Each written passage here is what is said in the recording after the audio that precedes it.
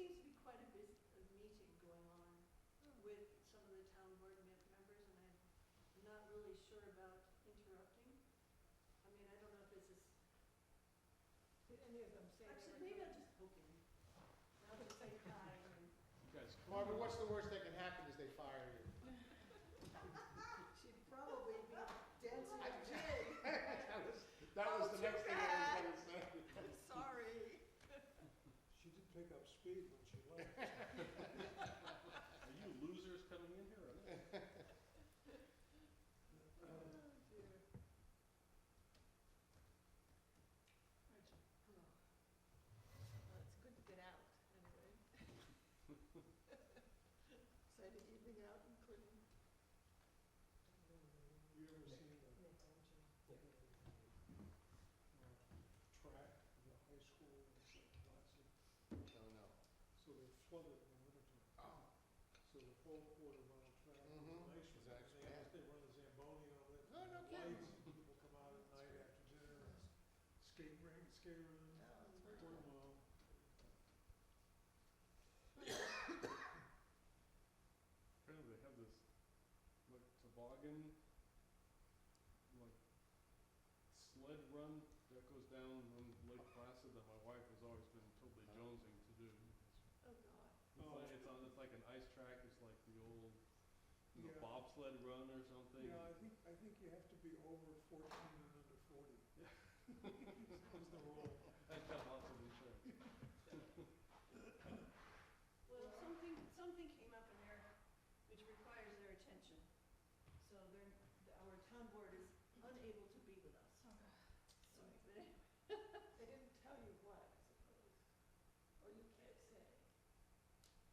and Catherine didn't elaborate. It's- That's unfortunate. But this is gonna be recorded, Yes, so, which is gonna be a good thing. We can all go to that. It's all of Teo's work here. So, Would you rather we spread out so we look like people? I mean, this is fine if this is okay with you. I'm kind of stuck to this area because of the cord, so this is good can for we me. put the microphone maybe towards? Oh. Yeah, yeah. I'm sorry, I'm for the recording. Yes, because.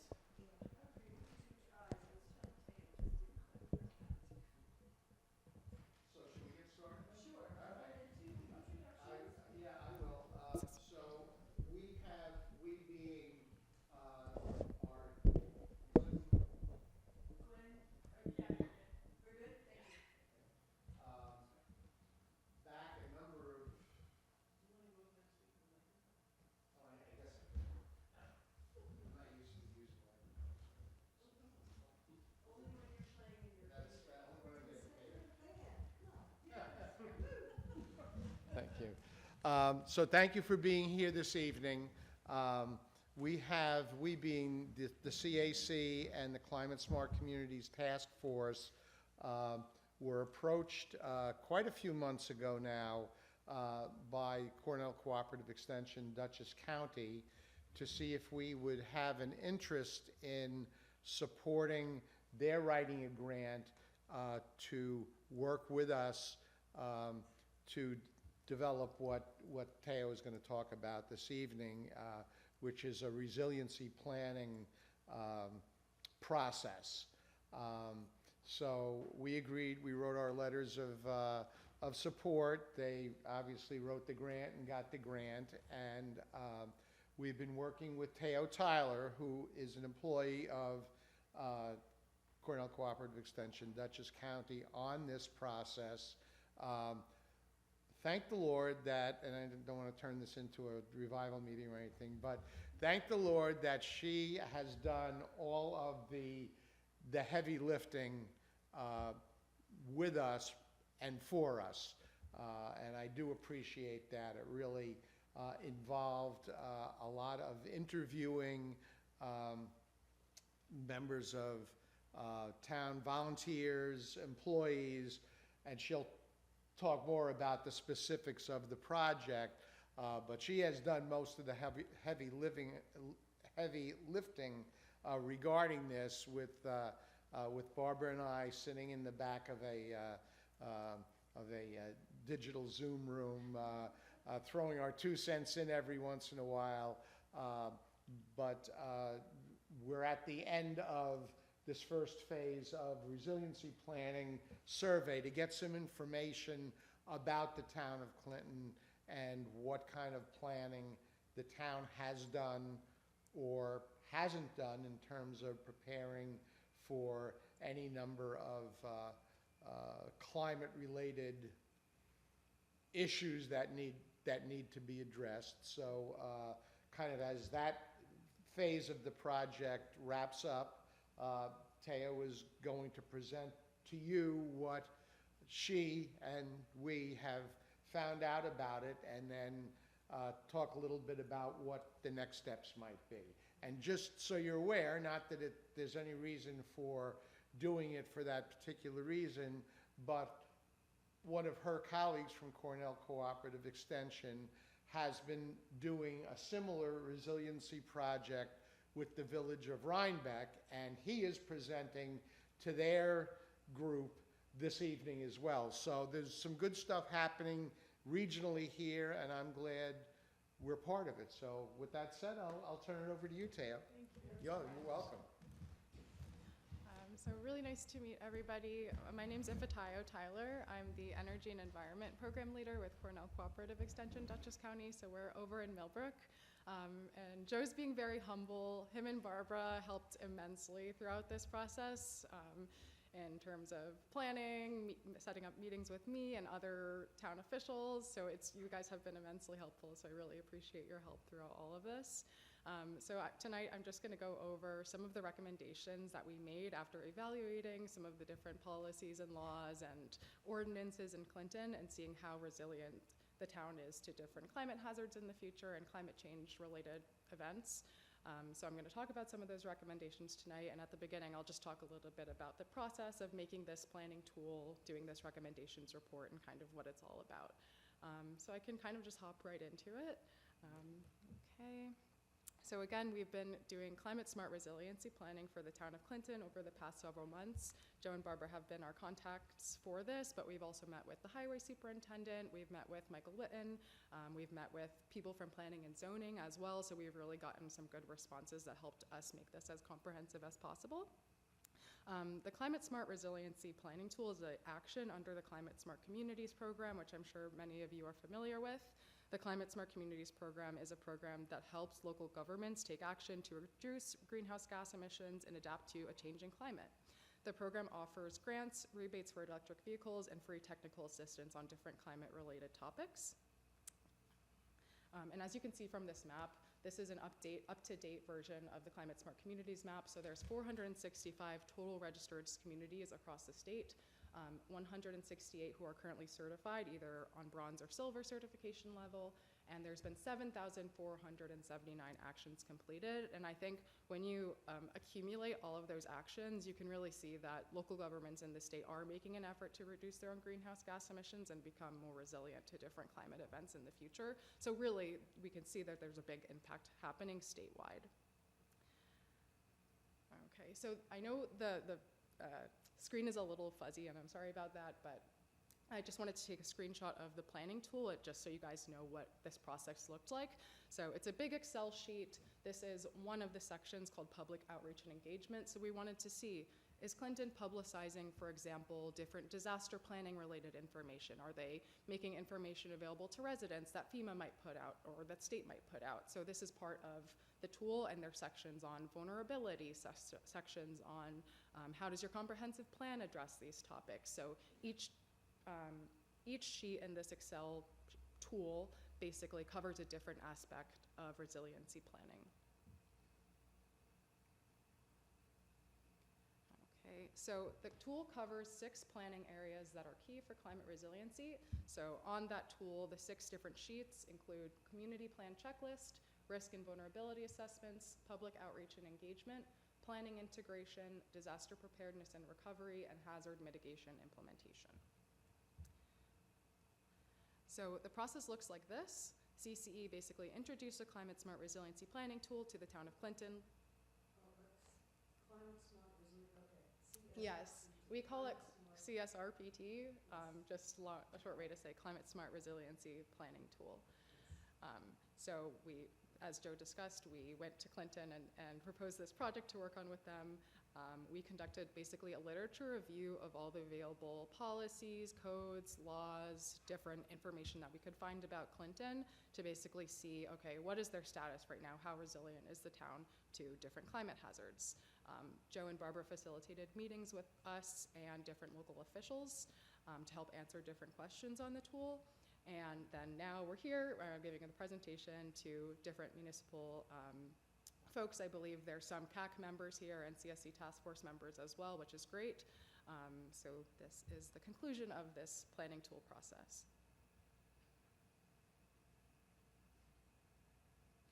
Okay, so I just wanted to highlight 5 of the main strengths that we've pinpointed for Clinton through the process of doing this tool. So first, the town is a bronze certified climate smart community, certified in September 2024, and the town has an active and regularly meeting climate smart task force. And you'd be surprised, we've talked to a lot of communities that might have a climate smart task force or have taken the climate smart communities pledge, but they don't have an actively meeting task force, so it really does mean a lot that you are so involved. Second, the town in 2012 engaged Hudsonia to conduct a town-wide habitat mapping project. This project helped landowners and the town agencies better understand different biological resources and develop land planning strategies that promote development in areas that cause the least harm to sensitive habitats and species. Third, the town has an emergency evacuation plan for its municipal employees that outlines different evacuation procedures, evacuation routes, emergency points of contact, and other relevant guidance for what does the municipal staff do in an event of emergency. And I will say, Clinton is the first town that we've come across that has one of these municipal procedures, and it really does mean a lot because when kind of these disasters strike, you really want to be well prepared and know who's the person in charge and where are the evacuation routes. Fourth, in 2024, the town completed its natural resource conservation plan and natural resource inventory. So these documents included maps that illustrated biodiversity areas, climate resilience features, wetlands, drinking water resources, and other key elements related to natural resource resilience in the town. And finally, the town proactively seeks grant funding. So an example of this, the town previously used the FEMA Hazard Mitigation Grant Program following the outcome from Hurricane Irene. And the town has also utilized HUD, Community Development Block Grants. So Friends Park, I believe we had discussed, used the grant to upgrade its pickleball courts, and Friendmark Park used the grant to install a basketball court and make the facility ADA compliant. So this shows that the town is being proactive, looking for different grant opportunities from the state and the federal government that can help them with their own planning and projects. So again, a part of this process is really seeing what's existing now in Clinton and seeing what recommendations we can make to the town to become more resilient over time, both in the short and long term. So these are some general recommendations and priority recommendations that we made for the town.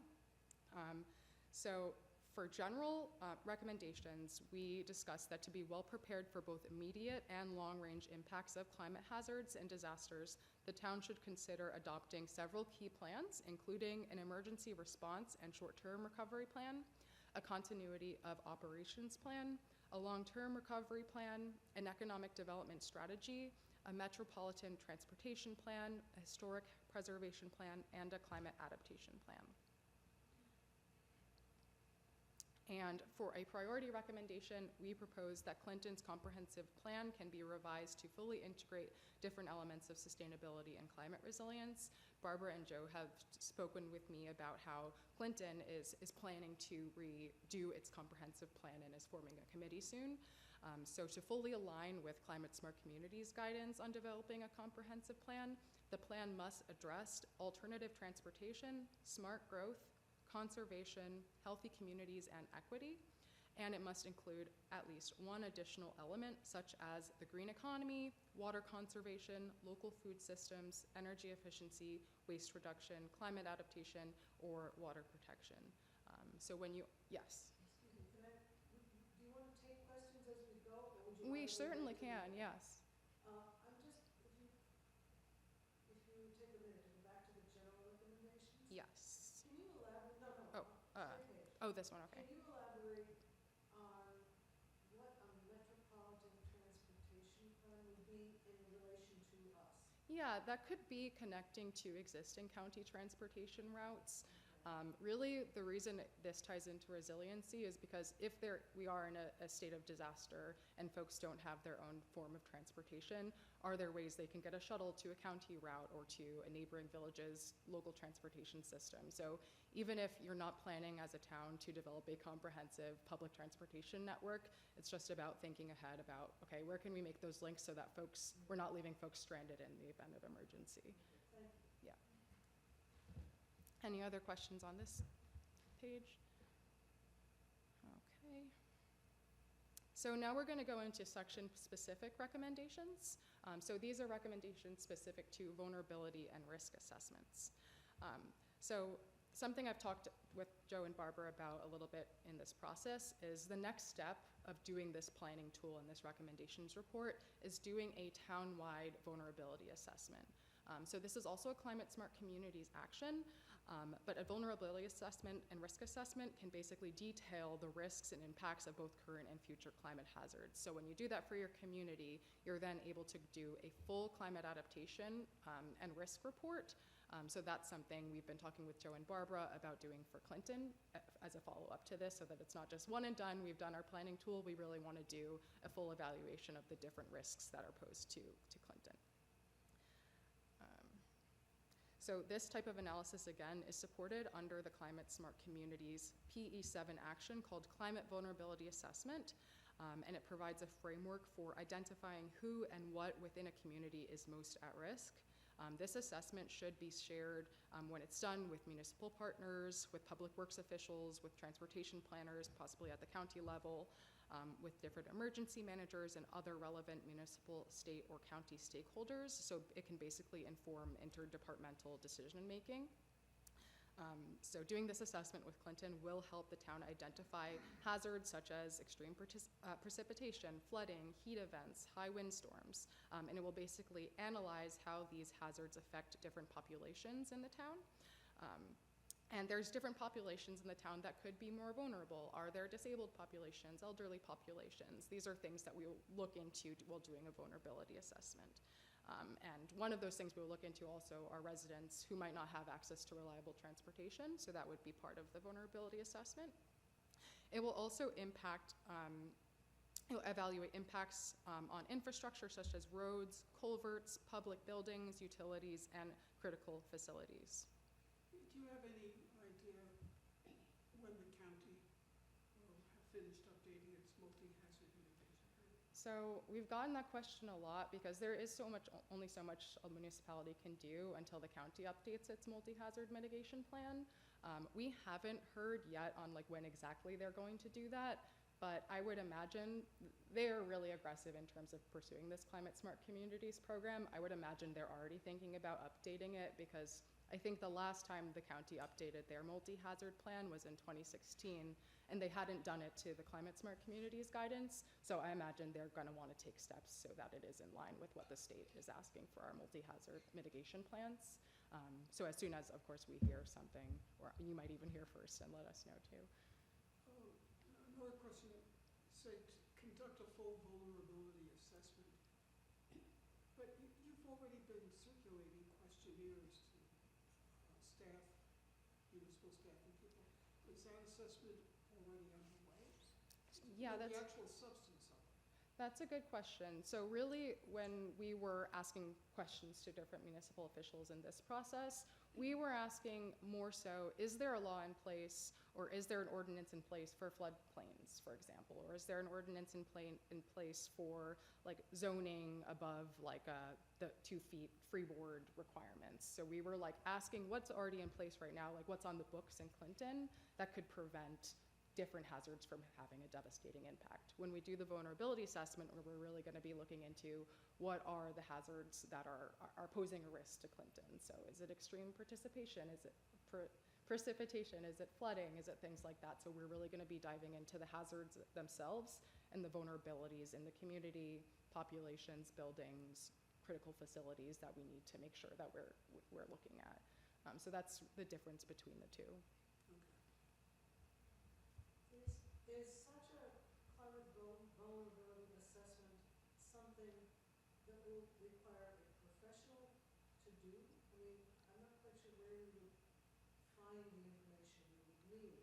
Yeah, so the nice thing about this specific vulnerability assessment is that the state provides really comprehensive guidance on how to do it. A lot of municipalities just don't have the capacity or time to really do a full one, which is why we come in and we help. So we would be able to do the vulnerability assessment in tandem with different municipal officials, but we would do the brunt of the work. So you can help us with this? Yes, yeah. That's very good news. I'm glad we have that recorded.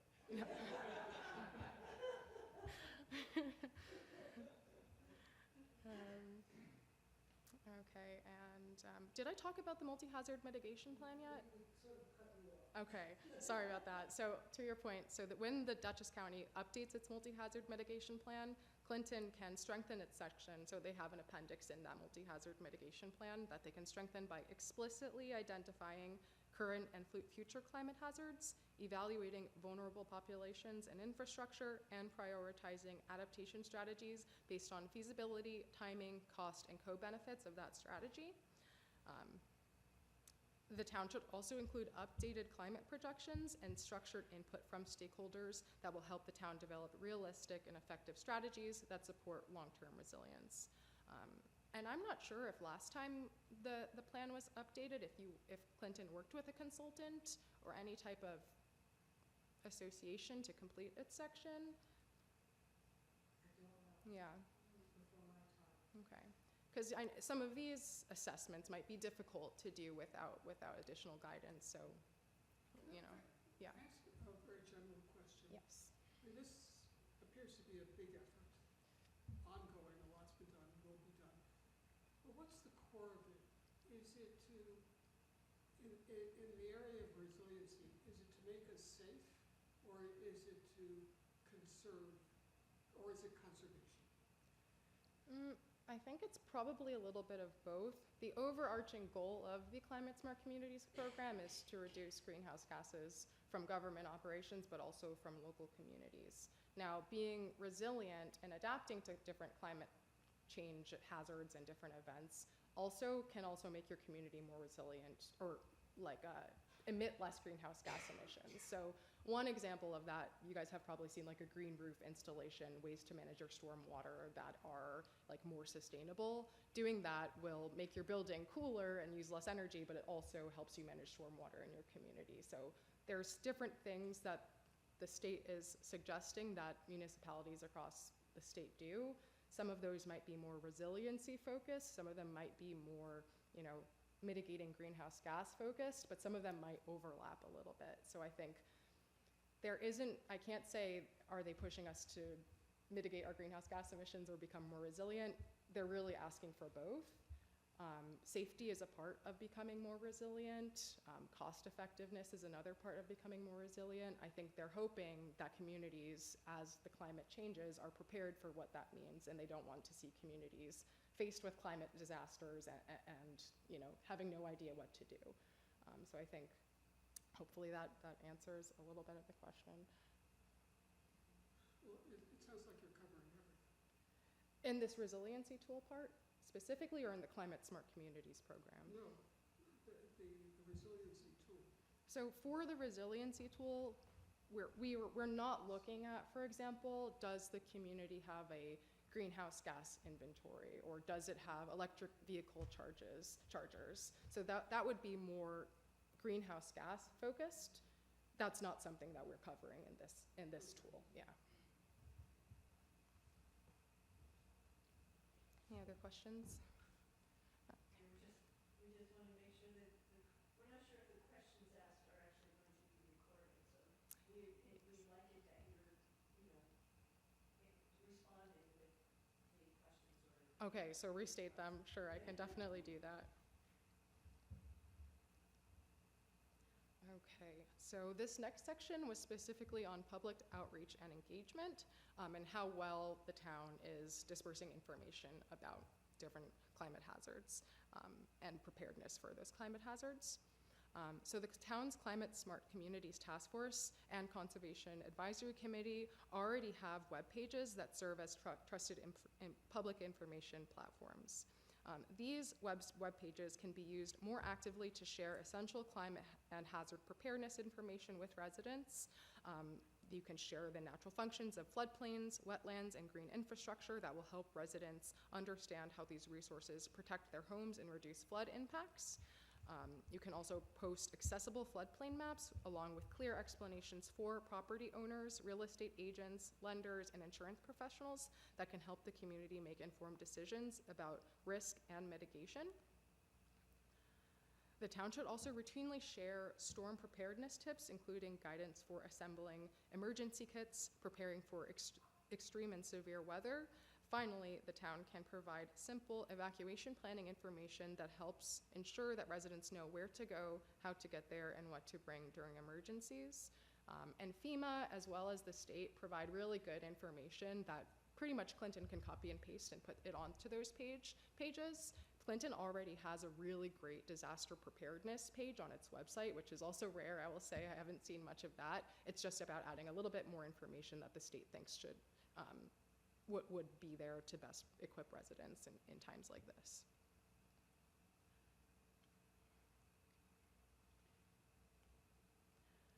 Okay, so this next section is about integration of municipal plans. So a lot of this is integrating existing plans and studies into your comprehensive plan and making sure that information is shared. If you're doing a natural resource inventory, is that information addressed and integrated into the comprehensive plan for the community, for example. So some of the recommendations we made for this, we stated that the town should review its planning, zoning, and building codes to better support climate resilience and integrate that into its its comprehensive plan. It can update its non-conforming use and structure standards to help ensure that when rebuilding occurs in flood-prone areas, it happens in ways that reduce future risks. The town should also adopt policies that update land use codes so that new development is directed towards safer growth areas in the community with a lower level of exposure to hazards. We recommend that an audit of current land development regulations is done to confirm that requirements for things like off-street parking, building height, density, and setbacks meet community needs and do not unintentionally prevent development in safer locations. This helps ensure that zoning supports resilience rather than creating barriers. We also recommend that the town's open space plan that was adopted in 2011 should be revisited to elevate floodplain management as a priority. The update should incorporate strategies for managing open space in ways that enhance natural flood protection and should be aligned with the state open space plan to ensure consistency with regional conservation goals. The Climate Smart Communities program also has guidance on if you have an open space plan that might be older or outdated, they have guidance on how to kind of reinvigorate that, how to look for different funding mechanisms to fund open space acquisitions, for example. So that's a place that we can guide you on to.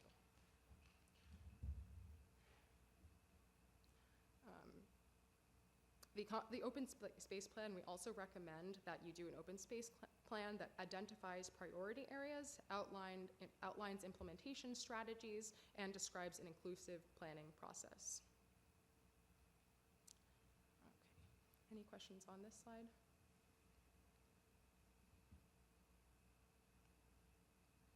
Okay, this next section was specific to disaster preparedness and recovery.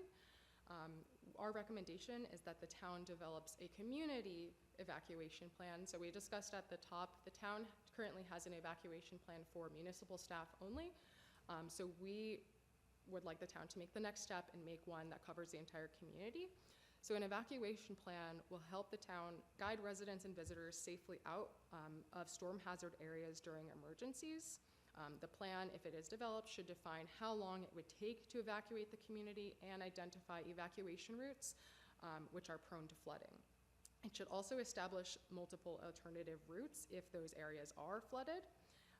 It should consider how evacuations in the neighboring jurisdictions may overlap or strain regional resources. And a critical component of the plan that we recommend is to identify residents who rely on public transportation or do not have access to a personal vehicle. The town should also map out conditions that would trigger a temporary traffic lane reversal to increase outbound capacity during emergencies. The plan should also clearly outline available local and state evacuation assistance programs specifically for special needs populations, including hospitals, nursing homes, prisons, residents without transportation, elderly residents, individuals with disabilities, and schools. Addressing these different areas ensures that the most vulnerable members of the community receive timely and appropriate support during an evacuation. Yes. This brings up a few questions in my mind. The key one is communication. Have you had any discussions with other towns that are like ours? Sort of small to mid-sized, no obvious city center or town center. The hardest thing would be how we would communicate as a town. Like, Sure. have you had those conversations with any other towns, and do you have any ideas for how you even notify people of an emergency or what that they should be doing? That's one that really has me stumped. And I've already forgotten. And also, how can we even assess which people in our town don't have a vehicle, for instance? I mean, how do you go about and do that kind of thing? We That's a- don't have a hospital, we don't have a nursing home. We don't, do we? No. You know, it's mostly just people's homes. How do you go about finding out who doesn't have a car? That's a really good question, so I'll restate it for the mic. The first one was how, in general, how do we go about like the communication efforts?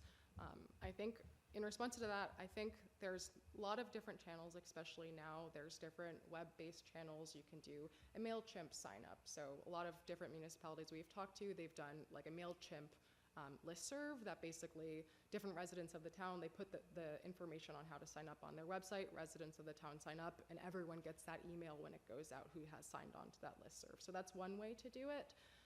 Another kind of more general way that wouldn't be something the town has to do would be to direct residents to sign up to subscribe to NY Alert. So NY Alert is a statewide kind of hazard alert that goes to folks' cell phone, email, whatever they signed up or subscribed for.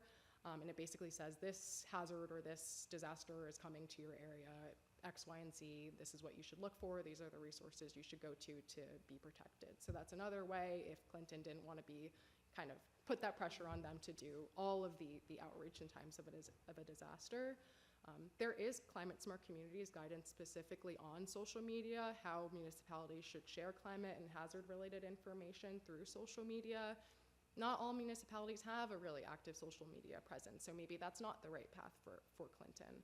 I think there's different ways we could do it. I think a good baseline is just having a good resource of information on your municipal website so that when folks go, say someone just moved to the area and they don't know about all of this, making sure that there's an evergreen content on the website that folks can always turn to, I think that's a good starting point. And then the second part was how to pinpoint individuals who don't have personal transportation. I used to work for Rockland County Planning. We had a sign-up service basically for individuals who had either special needs or they were elderly, and they would request, for example, like it was kind of like a personal bus that would come and take residents in the community who signed up to places that they needed to go. These were all residents who didn't have access to personal transportation. Dutchess County might have something similar in terms of like that ride service, particularly for individuals who are vulnerable. That could be an option to check into first.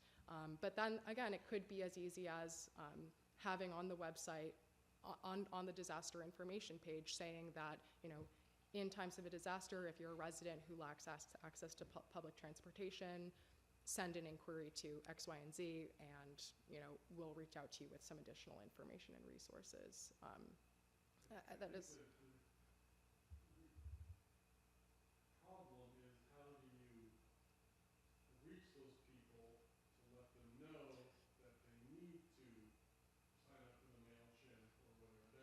Right. the tricky part. You know, we have, in the town of Clinton, it's not, it's sort of, we were talking about this in our meeting last time, it's not, we're not a young group around here, and so it's, you know, people are not necessarily super web savvy Sure. and knowing about QR codes and things, but we had, you know, we had a little card that we had as a QR code that links to the CAC and Town of Clinton website that talks about all this kind of stuff, but trying to get people Mm. to, you know, so how do you know that you can reach these people to identify them ahead of time?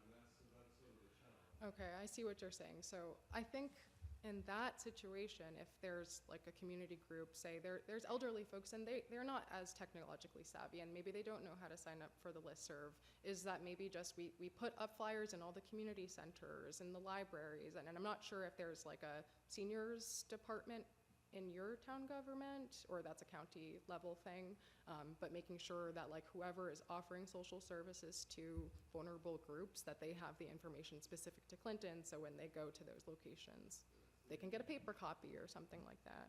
You do what you can do. You got it, yeah. And unfortunately sometimes Yeah. you can't be 100%, but you can try, yeah, your best. Yes. Yeah, one of the things that crosses my mind is how do you outreach to those people in the midst of a disaster, when there's maybe no electricity or there's no cell service or whatever, and I mean, there's no easy answer to that question, but I think what it suggests to me is that if we have those plans in place, we would need to do a more comprehensive job reaching out to the community before the disaster Right. strikes. Everybody won't remember everything. Some people will only go looking for it if there's a disaster, but more people might have that information and share with their neighbors or whatever. So I think it speaks to being more proactive into getting that stuff out into the community before there's a need. That's exactly right. And, you know, we talked about the community evacuation plan, having that out there so that folks have a copy of what do I do in terms of how do I evacuate in times of emergency, and having that, you know, a section there that explicitly says, if I lack public transportation, what do I need to turn to? So like Joe said, being proactive, making sure that Clinton does its best effort to make sure all the residents have the information, but, you know, yeah. Oh, go ahead. No, go ahead, Jim. No, I was just kind of along that line. It's not a transportation issue per se, but it came up in one of the interviews that we did leading up to tonight. Was, for example, in the case of a mass power outage, is there a place to go in the town, like a warming center where, and again, it might be easier said than done, but those kinds of information, if we put that out to people beforehand, some may remember it, some may not, or if we send out a card with that information, they may tuck it in the back of their phone book or put it on their refrigerator or whatever. And if we're in that kind of situation, more people would have access to that information than would normally. If they wait till the middle of a disaster to look for it in the first place, then there'll be a lot of people who will not be in a great Yeah. position. But if we're more proactive with that information, it'll help some, and people can share with neighbors and friends and whatnot. That's absolutely right. Yes. So we already have, I guess we have the beginnings of a listserv. The town clerk routinely sends out an email, if you've signed up, to say, there's gonna be construction on the such and such bridge, so this road is gonna be closed, you know, for this time period. So, since we don't have a population center from which traffic would be a problem if everybody's trying to leave at once, and you would have to have, you know, lane reversal plans and all that, that doesn't apply to us. Since it's basically individuals in their homes kind of scattered throughout, would that kind of plan say, the town clerk is gonna tell everybody who signed up which roads are out, or which bridges are flooded. Would that be sufficient to qualify as an evacuation plan? I think it certainly would, and every municipality, every town and village is different. If your evacuation plan is not saying, okay, this road is gonna be way too busy and more of the problem is avoiding flood-prone areas, then that's something, you could spell out in that plan. There is no, this is not, doing evacuation plan isn't a climate smart communities guidance, so there isn't a step-by-step on how you have to do it. I think it really does, it can be nuanced according to what that town's needs are. And Joe also mentioned, we were talking about just some of the few recommendations we had pulled out from this tool, but another one that Joe had mentioned before is this idea of having a center that people can go to. Is it a town board that you open up and if there's extreme snow or it's really cold out and people don't have heat? Is there a place that the town designates as a warming center in the summer if there's a heat wave and folks, maybe vulnerable populations are they don't have AC in their homes? Or can we designate a cooling center? Can we have a storm shelter? And if that's not even possible in Clinton, do we make an MOU with a neighboring jurisdiction to have it so that residents from Clinton can go to their warming center, or cooling center, or so it really can be adapted. Yeah, we have a population, I believe, of around 4,000 people in Okay. town. And you're looking at our space. Yeah. We're This is the- standing yeah. right now, so, right?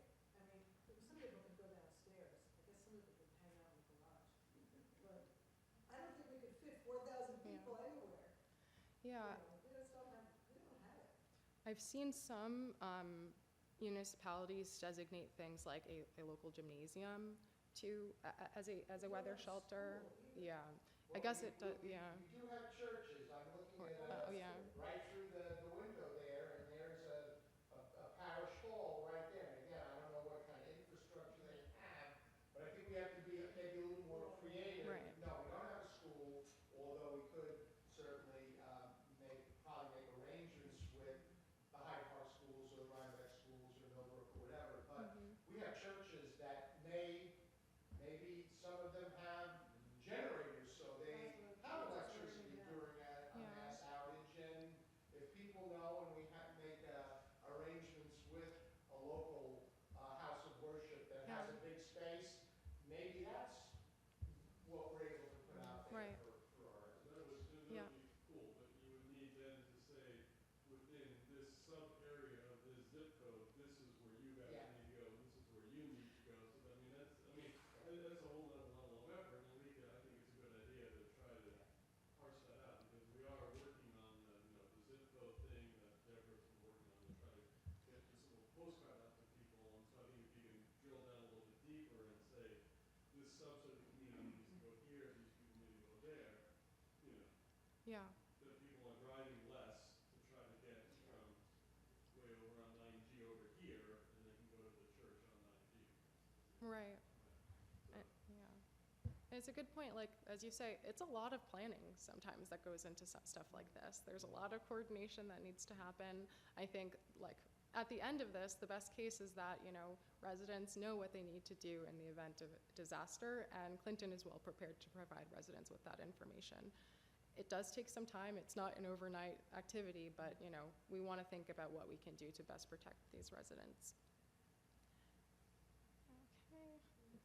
Okay. Any other questions for this slide? I'll move on to the next one. So this section was about hazard mitigation implementation. So we proposed as a recommendation that the town can strengthen its resilience work by pursuing different federal funding opportunities. FEMA has a pre-disaster mitigation grant program that provides support for projects that reduce long-term risk to natural hazards. So it's designed basically to help local governments implement sustained mitigation activities even before disasters occur. And some of these federal grants, and I'm sorry I didn't look into the requirements of this grant, but there are a lot of federal grants that provide funding for planning. So if there's going to be planning that needs to be done to do this, and municipal officials need to get paid for their time, a lot of these grants, I know some state grants too, there's a stewardship planning grant that actually funds planning on different stewardship activities around the Hudson River. So that could be something that Clinton looks into. We also suggest that the town, as it's developing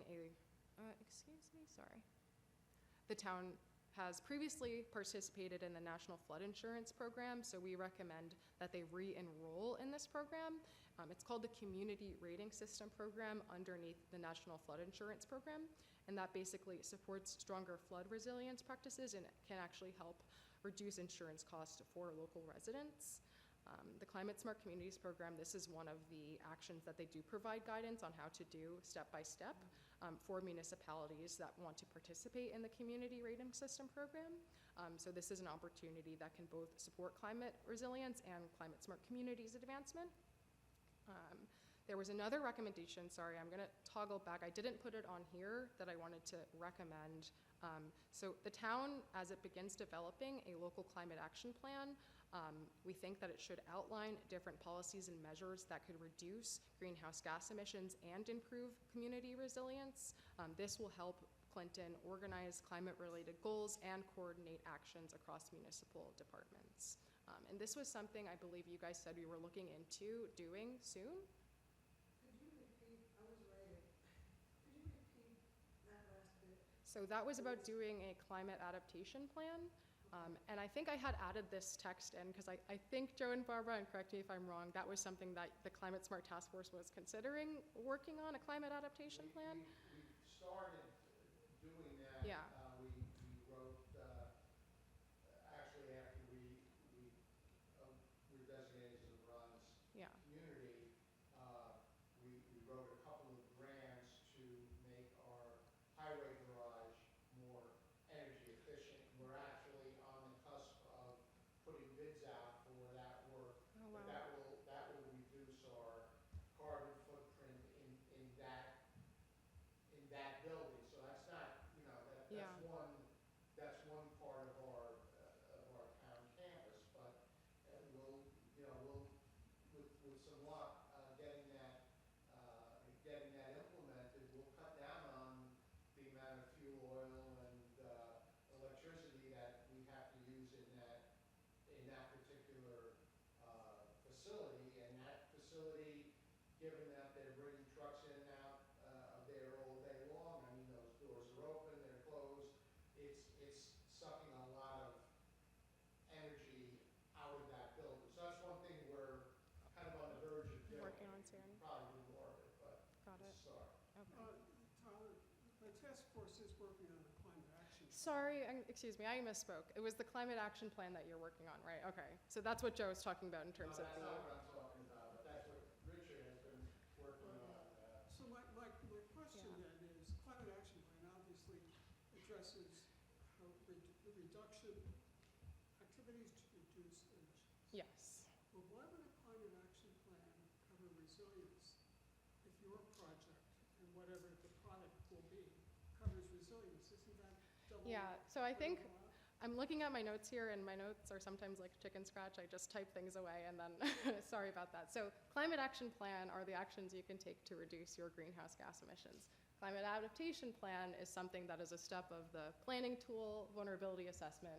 Then you do a climate adaptation plan at the end. I had written down the town is working on a climate action plan, but I think I had meant to say we recommend that the town works on doing the vulnerability assessment and then the climate adaptation plan at the end. So sorry for, I misspoke on that one, but So yeah. we are talking about different plans. two different plans. Those are two different plans, yeah. And that's not to say that doing a climate action plan, so the actions that you can do to reduce greenhouse gas emissions would be completely unrelated to resiliency planning. I think, again, there's actions you can take to become more resilient and mitigate your greenhouse gas emissions. But in terms of the recommendation being made as a result of the tool, I'm recommending that they do the full climate adaptation plan. Now, there's another leg as suggested by Hudson Valley Regional Council, yeah. The other leg for a climate action plan that they're suggesting has to do with natural resources, presumably conserving them. That also seems to Oh, I don't know, it's really a question. I would say like doing a natural resource conservation plan and natural resource inventory, which I believe you guys have already completed, it wouldn't be what we're covering in an adaptation plan. So in an adaptation plan, we're more looking at, okay, we've projected these different climate hazards in the short and long term for Clinton. As an adaptation plan, here are the steps we're gonna take X, Y, Z to address those future and current climate hazards and, you know, mitigate the impact they would have on our vulnerable populations, buildings, et cetera. So that's really, an adaptation plan basically takes what we recorded in this planning tool, the vulnerabilities we assessed when we do a vulnerability assessment, and puts it all together into a big, basically, report. So there will be a report. Yeah, at the end of doing a climate adaptation plan, it's basically, it's a report and plan, yeah. Okay. All right. Will that encompass, sort of fold into it, the road stream crossing culvert plan that CC Cornell did for us? Yeah. How do the two relate?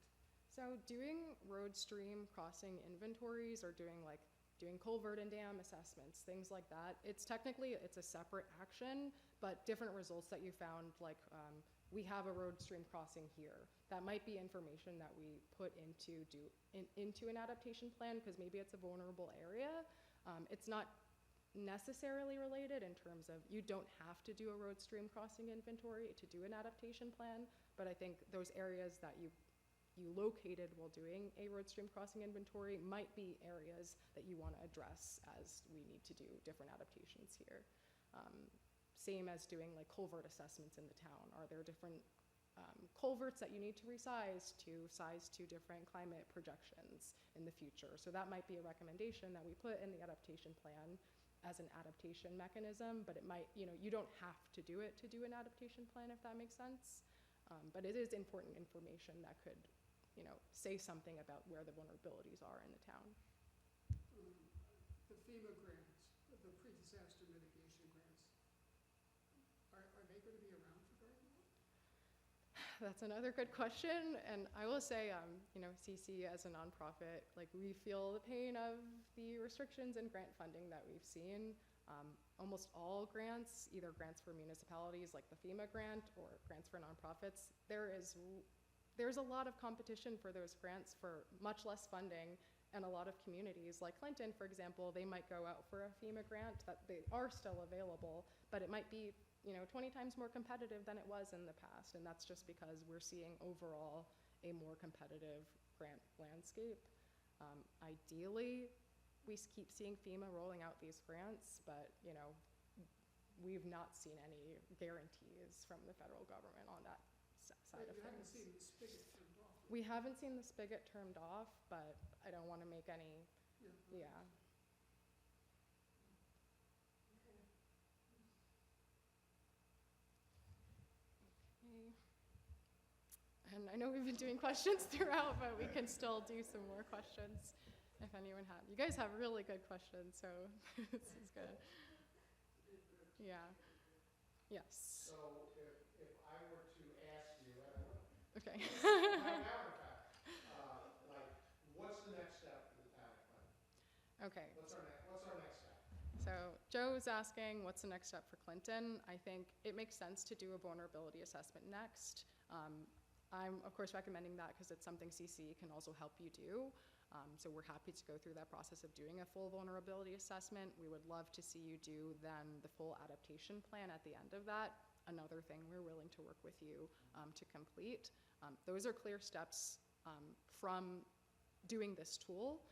But of course, there are so many recommendations that we made. There's also a full recommendations report that we made for Clinton, and I think Barbara and Joe, you guys have discussed sharing that either on the website, or you're also going to add it to your Climate Smart Communities portal application, so it'll be evergreen up there too.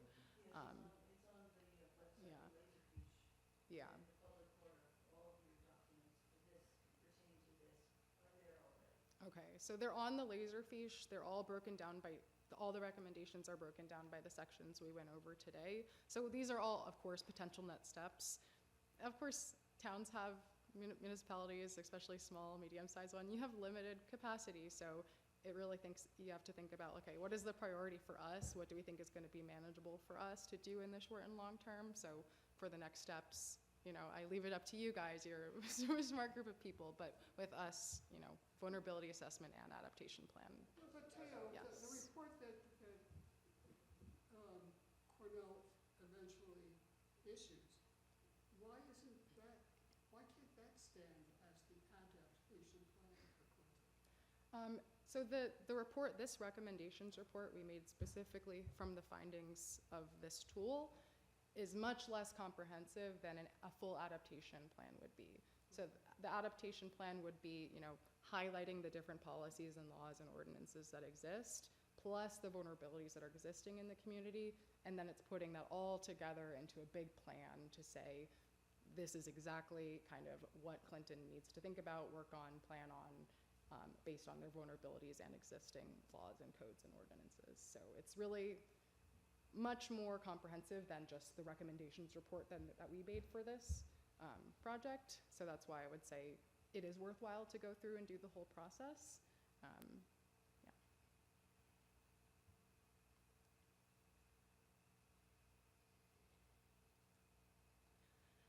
Okay, well, To yeah. what extent would a new comprehensive plan that incorporates consideration of expected climate threats, to what extent does that fold into and inform an adaptation plan? You don't have to have an updated comprehensive plan that covered all those elements that we discussed to do an adaptation plan. That might be something that we address in the plan is, while you're doing a comprehensive plan, you should add X, Y, and Z elements to address these different vulnerabilities that exist in your community. So that might play into it, but you don't have to have an updated comprehensive plan when you're doing the adaptation plan. We can work with what the community has at that time. We are in the process of just starting up. Just starting. That's great. Trying to bring as much of this in to that as we can. Would be helpful. Yeah, absolutely. And like I quickly mentioned it, but there's a full guidance on, what the state is looking for when they're looking for like a sustainability specific and climate specific comprehensive plan, or at least one that addresses them really comprehensively. So of course, we're willing to provide technical assistance to help, go through some of those guidances from the state. Something about the Climate Smart Communities program, I'm sure you've seen this, Joe, and it is sometimes a one-size-fits-all action that sometimes for different municipalities, maybe that's not exactly the way you want to go about it. So, maybe you don't get the full points for doing a comprehensive plan exactly the way the state is asking for, and that's okay. I think you really have to do what's going to be best for your community. Maybe you don't get those points in the end, but I don't want to say that communities have to do it that way, because then you'll get Climate Smart Communities points and you'll get certified.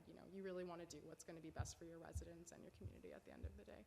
Well, I've taken the position, insofar as I've been involved in this process with the town of Clinton, that we should be doing things that are for the good of the community. Right. And if we get points and we get Right. this designation or that designation, well, that's great, pin a star on us, Yeah. and we'll feel warm and fuzzy about it. But if it doesn't help us, it's kind of half-hearted. Yeah. That's my opinion, but that's just my opinion. Sure, yeah. Yeah. Well, So I appreciate you taking Yeah. the questions as we've been walking through Yeah. your presentation. I find that's helpful than trying to remember them and save them till the end. And I think you got a lot of great questions Yeah. from Thank this you, group, everybody. and I appreciate their being here and being attentive and asking some pretty pertinent questions. Yeah. So, thank you very It's all much. very timely because we've been talking about how to outreach in the community and do just on more mundane stuff like composting and Yeah. recycling and all that kind of stuff, but it's all part and parcel of the same sort of broader effort to, Sure. and how to engage the residents here. I think of my mom, she lives right around here. Yeah. I could sign her up for the township, stuff like, stuff like that is useful. Then she has to read the mail. Getting the mail. She is actually good about reading her email, because she gets lots of stuff from tablets and, territory ahead, so she's good about that. But one of the virtues of being 4,000 people is that sending out a mailing to the households in the town of Clinton is not something that's terribly expensive. No, I think it's easy for Carol to do. There are some wrinkles with, not all residents are owners, right? Some are renters, and so how does that work? We ran into this with sending out these postcards to people, and they send it to the owner, but they might live in Pennsylvania and not locally, so how does that work? But those are all, you can try as hard as you can. Right. So I think this is really good, timely information for us. Yeah, and Clinton, you guys are the one who have that Welcome to Clinton folder at the beginning. When, that could be a place where you stick a slip in and say, Yeah, that's what Yeah. Barbara has a bunch of those printed out that we have in the town hall, but we also have a postcard that we send out to all the residents that has a QR code to scan that links to the town website where Oh. the Savings Commission is. So That's awesome. yeah, I wish I lived in Clinton. That's great. I mean, that's, you got to try what you can try and see what sticks. But And it has a beautiful Yes. photograph on it, so it's more likely to get stuck on somebody's refrigerator. there you go. That's a good tactic. Well, Taylor, thank you very much. Thank you so for your time. much. This was Yes. very informative. Thank you. Thank you. Yes. Yes, of course. Thank you so much.